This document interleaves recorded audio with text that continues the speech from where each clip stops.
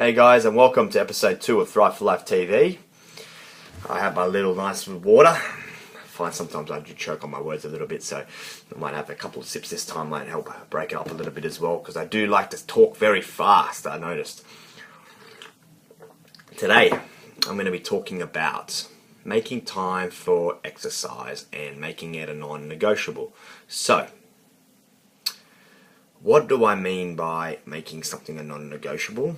It means that when you think about not doing something, you immediately squash it by saying, no, this is how I'm actually doing things now, and there's no way in hell that I cannot do exercise in a week. All right? Because too often I find that people use their personal barriers as excuses as to why they don't do it.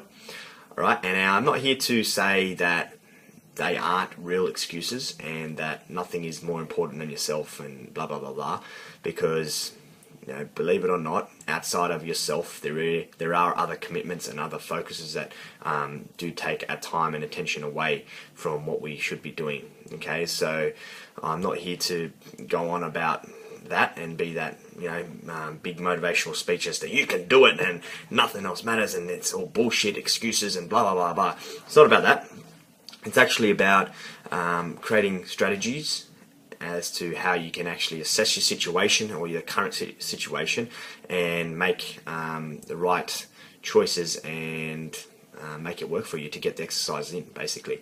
So if you're a mum or a dad with a young child and you're, which is pretty much a 24/7 commitment, and I do understand that it can be hard to sort of fathom the idea of actually doing exercise. But ways you can get around that, simple. Do them at home. Do exercise at home. Do 15, 20-minute circuits. Come to a mums and bubs class. We've got Mums and Bubs, which is dedicated for that purpose of getting you training while your kid is still around. So and it seems to work very, very well for a lot of our clients that do those classes. Workaholic. If you're a workaholic, then this is something that we need to address. Okay, and ways that you can actually get around that.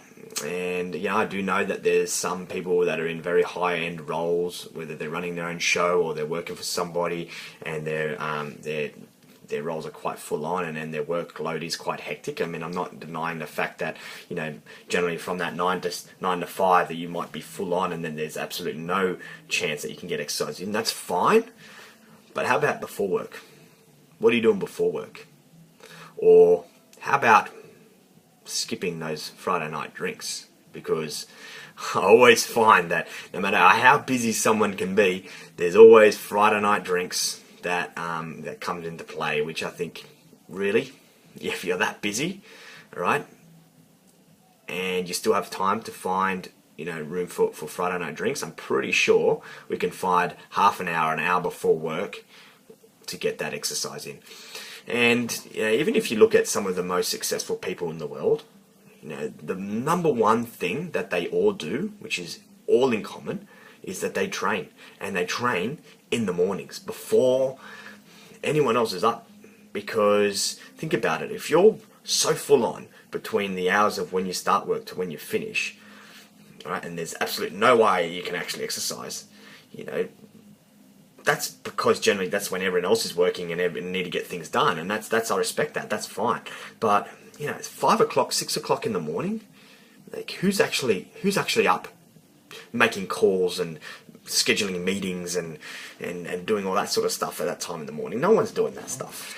This also applies for people that are looking after other people or have visitors from interstate or overseas that are staying with them.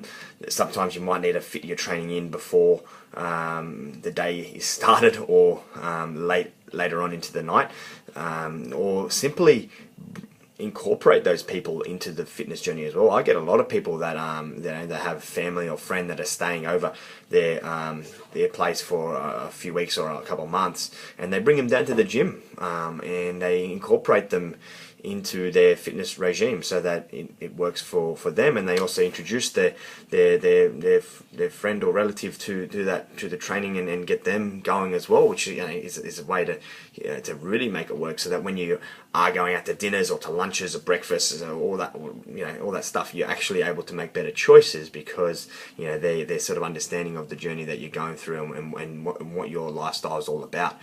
Okay, so the last thing that you want to do is just throw it out the window and get back to it when they leave, because then you're going to miss out on all that opportunity of progress, and you might relapse. So we don't want that happening anyway either.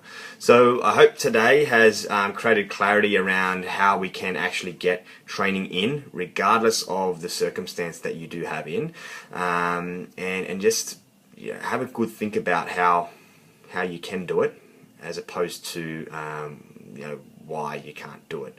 And then that's just going to unlock a whole new level for you, and you'll find that you'll start doing it more consistently. Alright, so until next time guys, I'll see you later.